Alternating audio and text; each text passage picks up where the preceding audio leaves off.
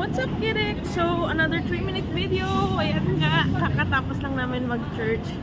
At excited na akong kumain kasi hindi ako kumakain ng agahan, tanghalian. Kumbaga parang brunch and dinner na to. Anong tawag doon? Brunch dinner? Brunner? Hindi. Brunner. Pwede rin, brunner. So, wala pa akong breakfast, lunch, dinner. Kaya magba-brunner ako. Hindi. Supposedly brunch lang, diba? So, anong ichichika ko naman? Siguro might as well share ko na lang yung natutunan ko ngayon sa church, which is yung story nga ni Samson.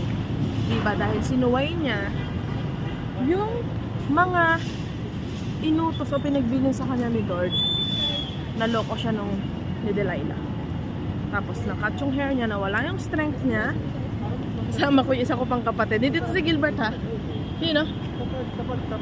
Pero hiningi niya ulit yung strength niya sa faith kay God. Hindi ka napagod ka? So, have faith in God, Kidiks. Love God. Ayun sila mama, oh.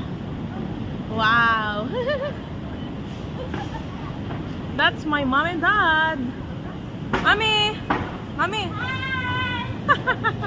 My mom and dad. What else? So, kakain kami ngayon sa North Park.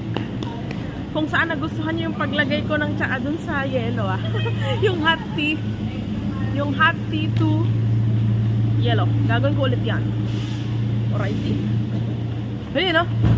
Pogi din, oh. Ni Bunso, oh.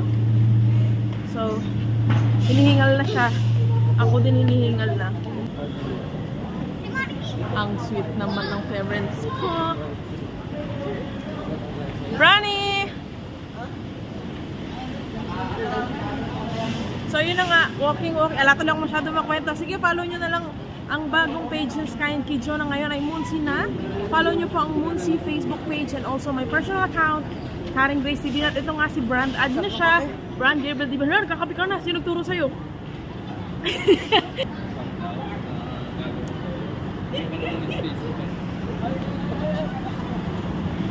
Haro ka sa akin. 3 minutes na pala. Haro ka sa akin. O, diba? Ay, hindi ka napakaganda ni Mother. Tawira na?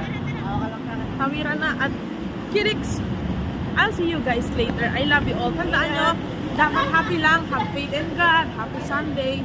And God bless us all. Skibidi toilet daw. I heard it. Oh, yeah.